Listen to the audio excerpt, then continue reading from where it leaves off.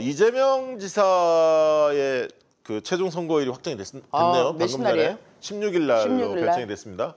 목요일 날이죠. 예, 그래서 결과를 좀 지켜봐야겠습니다만 제가 듣는 정보로는 네. 충분하게 이미 소부라고 하는 네 명이 이 대법원들이 심사를 충분히 했고요.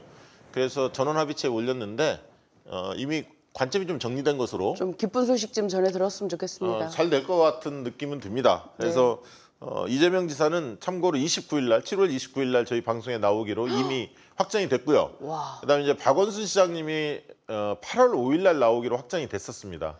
그리고 개인적으로 저도 그 전에 다음 주 정도 한번 뵈려고 뭐 일정을 조율하고 있었던 차였기 때문에 굉장히 좀 마음이 더 무겁고 아쉽고 그렇습니다. 그래서 이재명 지사 만약에 16일 날 좋은 결과가 나오면 29일 날 방송에서 굉장히 많은 얘기를 나눌 수 있지 않나 기대를 하겠습니다. 박시영 TV 기대됩니다. 네. 자, 두 번째 소식은 대통령 지지율이 좀 하락했다는 뭐 소식들이 많이 들려오고 있죠. 네오미터도 그렇고 갤럽도 그렇습니다. 잘 아시겠지만 갤럽은 지난주에 47%를 찍었고요. 네오미터는 48.7, 오늘자 그렇게 나왔는데 왜 떨어지는지 대부분 아실 것 같고 그 부분은 이야기하고자 함이 아니라 어떻게 바라볼 건가 하는 문제인데요.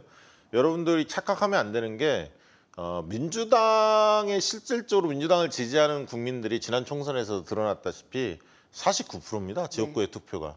그러니까 49% 정도가 실제적인 민주당 지지도라고 보면 됩니다. 근데 지금 이제 민주당 지지도를 리얼미터 조사해 보면 40%가 나왔고요. 열린민주당이 한 5% 정도 나왔습니다. 그러면 합치면 45% 정도 되거든요. 그러니까 49%에 비해서는 조금 떨어지긴 했습니다만 45%를 안정적으로 유지하면 재집권하는데 큰 문제는 없습니다. 사실은. 그래서 아주 위기 상황은 아니다. 이 말씀을 좀 드리고 싶고요. 당 지지도에 비해서는 좀 대통령 지지도가 좀 빠른 속도로 좀 빠진 것이 좀 아쉽긴 합니다. 근데 여러 악재들이 지금 부동산 문제가 제일 컸고요. 최근에 일어난 일은 또 뭐 안희정 지사의 조합을 한 거 가지고 또 막 그 공격을 굉장히 많이 당했죠. 그리고 이제 박 시장이 또 그런 일이 있다 보니까 여러 가지 좀 겹쳐서 그런 건데 아직 그 호들갑 떨 정도는 아니다. 대신에 흔히 말하는 지금 빠진 걸 그 갤럽 쪽에서 보니까 중도층이 역시 확실히 빠졌어요. 중도층에서 긍정이 44, 부정이 48로 나왔고 50대가 상당히 탄탄했는데 긍정이 42, 부정이 53으로 역전을 당했습니다. 그래서 중도층 50대, 2층이 뭐 청년층만 사람들이 빠졌을 거다. 인국공 사태로 청년층이 많이 빠졌을 거다 이렇게 생각했지만 실제 데이터를 보니까 전방위적으로 빠졌어요. 조금씩 진보층도 빠지고 중도층도 빠지고 보수층도 빠졌습니다. 그래서 지금부터가 이제 다시 뛰면 되고요. 그러니까 총선 이후 압승을 한 상황에서 원래 지지층이 아닌 분들도 대통령 지지층으로 흡수가 됐고요. 그다음에 민주당 지지도도 더 커졌는데 항상 어려움에 약간 빠지면 약한 고리가 먼저 이렇게 떨어져 나가게 마련입니다. 지금 그런 상황인 것 같고요. 또 심기일전 해야죠. 왜냐하면 부동산 문제 나왔지만 고위공직자들의 태도 뭐 여러 가지 반성할 점이 있죠. 노영민 실장도 마찬가지지만 여러 반성할 게 있고 또 이 수세적으로만 나가는 건 아닙니다. 그러니까 아까 제가 얘기했듯이 우리가 예를 들면 집권 여당이 고쳐야 할 점은 과감히 고치고 국민 눈높이에 의거해서 판단해야 할 건 판단하는 거고 또 개혁 과제를 과감히 밀고 가는 거는 약간의 국민 여론이 안 받쳐도 해낼 건 해내야 합니다. 그래야 결과로서 성과로서 보여줬을 때 또 여론이 움직이는 거거든요. 근데 그 못지않게 프레임 전쟁을 잘해야 합니다. 아까 얘기했던 지금 통합당의 가장 약점은 국회에 들어오긴 했는데 국회를 정상화하지 않고 여전히 보이콧하고 있는 거예요. 들어온 것도 아니고 나간 것도 아니에요. 그렇습니다. 국회 개원이 안 이루어지고 아무 일도 안 되고 있다는 거를 그리고 20대 부동산 문제도 20대 국회에서 종부세를 통과하지 않았던 그걸 극구 반대했던 통합당의 책임 이런 문제에 대해서 날카롭게 지적해 들어가고 그런 그 공세의 장으로 바꿔내야 합니다. 그래서 박 시장님 문제도 그 부분에 대한 잘 대처하는 문제도 있지만 이런 어떤 국회 문제에 대해서 민주당이 좀 더 적극적으로 대처하셔야 한다. 민주당은 이제 적극적으로 대처한 게 뭐냐면 부동산과 관련해서 의원들 중에 그 다주택자분들이 계세요. 그분들이 사연이 너무 그 각양각색이에요. 너무 많아요. 그래서 민주당의 의총에서 저희는 결정을 지었어요.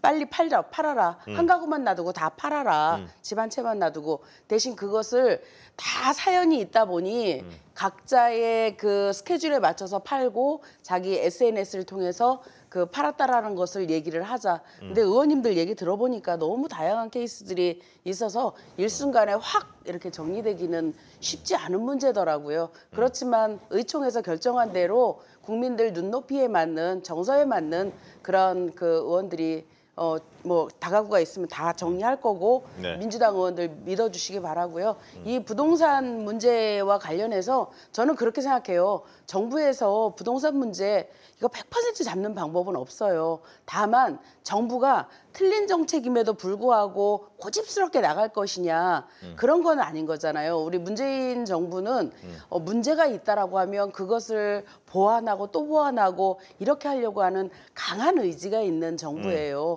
그러니 그런 것들을 좀 믿어주시는 것도 그리고 정부가 정한 그런 기준에 국민들이 함께 가주시는 것도 저는 중요한 부분이라고 생각합니다. 종편 공중파에서 뭐 YTN 뭐 등등 다 있으니까 연합뉴스. 네, 연합뉴스도 있고 등등에서 네. MBN 뭐 해서 강사들 다 초빙한 것 같은데 KBS, MBC, SBS는 없어요. 보니까 네. 주로 이제 종편 계열이야. 네. 아니면 그 연합동 보도 채널인데 네. 하필 왜 저 TV조선이냐? 일빠따냐 이게 네. 첫 번째 순서냐. 네. 굉장히 기분이 안 좋잖아 일단. 안 좋으시죠? 그날 보니까 의원들이 하고 원외 인사들까지 네. 해서 한 26분 정도 네. 참석했다고 하는데 분위기가 네. 어땠습니까? 아유, 이제 이런 거예요. 왜 하필 TV조선이냐. 근데 우리가 기피하는 게 종편이잖아요. 이제 그런 사람들도 불러다가 이제 좀 얘기도 좀 들어보고 이러자 이렇게 얘기했는데 그날 그 윤 국장께서 굉장히 곤란하셨다라고 얘기합니다. 거기에 참여하신 우리 의원님들께서 특히 김병주 의원, 네. 국방 전문위원이시잖아요. 김병주 의원께서 패널들 섭외하려면 똑바로 된 사람들 섭외해라 이렇게 막 야단치셨고 네 그리고 뭐 이수진 의원님이 당신들도 반성해야 된다. 우리 민주당 의원들 아예 종편 못 나가게 하는 거 알고 있지 않느냐 그러면서 아주 굉장히 세게 얘기했고 우리 남영희 선수는 당신들 개혁 대상이다.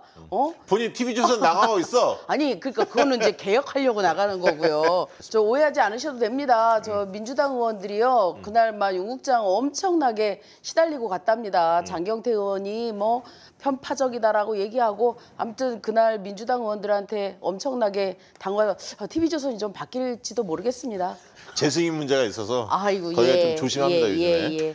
그 이인영 박지원 청문회 뭐 준비되고 있나요? 준비는 되고 있고 저는 23일로 들었는데 박 대표님은 20일로 들었다면서요. 그러니까 저는 뭐 20일로 들었는데 23일 얘기도 있고 좀 지켜봐야겠습니다만 어쨌든 하루면 족하겠죠. 예, 쟁점이 없어서 하루만 진행한다고 얘기 들었습니다. 언론에서는 뭐 쟁점거리가 없으니까 뭐 여러 뭐 김기현 의원이 이야기한 거 뭐 이런 걸 자꾸 받아 쓰더라고요. 근데 실제로 국회 내에서는 별다른 쟁점이 없다는 거 아닙니까? 예, 사실. 쟁점이 없다라고 지금 다들 그렇게 얘기하고요. 박지원 의원 같은 경우는 이제 청문회가 실질적으로 가능하냐 여기부터 사실 논란이 있습니다. 왜냐하면 국회 부의장의 한석이 지금 비어 있지 않습니까? 그렇죠. 원래 원칙대로 하면 국회의장이 그 각 원내대표들한테 정보위원들을 추천을 받으면 국회의장이 부의장과 상의를 해서 이거에 대해서 이제 최종적으로 할지 여부에 대해서 판단을 해줘야 하는데 국회 부의장이 공석이기 때문에 이게 가능하냐 인사청문회가 이런 얘기가 있습니다. 정보위원장이 없기 때문에. 근데 이제 국회 사무처에서 부득이하게 지금 사안이 이렇게 발생했고 통합당이 정보위원들의 명단을 냈기 때문에 국회의장이 소집을 해서 인사청문위원을 따로 꾸릴 수 있다. 그렇게 좀 유권 해석을 하는 모양이에요. 그래서 청문회 자체는 큰 문제는 없는데 언제까지 국회 부의장을 비워놓고 할 거냐. 그다음에 정보위원장도 마찬가지고 이 문제는 있습니다. 그래서 빠른 시간 안에 통합당이 정말 안 가져갈 것 같으면 딴소리 하지 말고 법사위원장 뭐 이런 소리 하지 말고 국회 일을 개원칙도 정상적으로 하면서 우리는 그러면 아무것도 안 가져갈 테니까 확실히 그 대신에 국회 일정 협조하겠다 이렇게 나와야 하는데 말은 그렇게 하면서 뒤에서는 전혀 협조를 안 하고 있잖아요. 아무것도 안 가져갈 마음이 하나도 없어요. 아니 그러니까 저기 9월 달에 다 가져가겠다는 거 아, 아니에요, 네, 7개를. 네, 네. 그러면서 지금까지 바로 수그리고 들어가면 모양새 네. 구겨지니까 한 달 정도는 더 버텼다가 아니, 8월 중순부터 이제 작업하겠다는 얘기예요. 자존심이 국민의 삶보다 더 중요하냐고요. 아니, 그 사람들 그렇잖아요. 네, 하루 이틀 본 것도 완전 아니고. 구태입니다, 구태. 네. 네. 내년 보궐선거가 판이 어쨌든 뭐 커지게 됐어요, 사실. 그러게 됐습니다. 근데 이거를 진두지휘를 누가 하나요? 차기 지도부가 하나요? 아니면 차차기 지도부가 하나요? 그래서 고민 지점이 생긴 게 네. 어찌되었든 대선 주자가 그 당대표가 될 경우에 대선이 그 2022년도 3월 9일이니 네. 한 달 이전에 그 1년 이전에 사퇴를 해야 되는 거잖아요. 네, 내년 3월 9일. 예, 그러면 한 달 정도 갭이 생겨요. 네. 그러면 그대로 한 달을 더 하실 거냐, 아니면 비대위로 갈 거냐, 아니면 새 대표가 할 거냐 이런 저는 딜레마에 빠지게 맞습니다. 됩니다. 그러니까 내년 3월 9일이 예를 들면 만약에 이낙연 당대표가 김부겸 전 장관은 그런 입장이 아니죠. 당대표가 되면 임기를 다 채우겠다는 입장이고 네. 이낙연 당대표는 뭐 아시겠지만 대선을 뛰어야 할 입장이니까 내년 3월 9일은 그만둘 수밖에 없는 상황입니다. 그렇죠. 그러면 내년 전당대회가 적어도 2월 말까지는 치러져야 할 상황입니다. 그렇죠. 객관적으로 보면. 좀 더 땡기는 게 현명할 수도 있죠. 2월 한 중순 정도에. 네. 왜냐하면 재보궐선거를 실제로 차차기 지도부가 준비하는 뭐 최고위원들은 그대로 있고 당대표만 좀 그렇죠. 바뀌는 상황일 네. 텐데요. 저는 그렇게 가야 한다고 봅니다. 만약에 여기에서 뭐 만약에 이낙연 당대표가 됐을 경우에 내년 3월 9일인데 한 달 더 끌어서 보궐선거까지 책임지고 가자 이런 식으로 나오면 당원 당규를 또 손봐야 또 하거든요. 손봐야 한 됩니다. 특정 네. 개인을 위해서 그렇게 하는 것 선례를 남겨두는 것이 좋지 않습니다. 그러니까 이낙연 당대표가 된다 하더라도 이낙연 당대표 개인한테도 별로 좋지 않고요. 이미지상 욕심을 부린다라고 평가받을 수도 있고요. 그래서 원리 원칙대로 가는 게 더 낫지 않을까 개인적 생각은 네, 그렇습니다. 박시영 대표님의 오늘 말씀을 저희 민주당 지도부님들께 전달하도록 하겠습니다.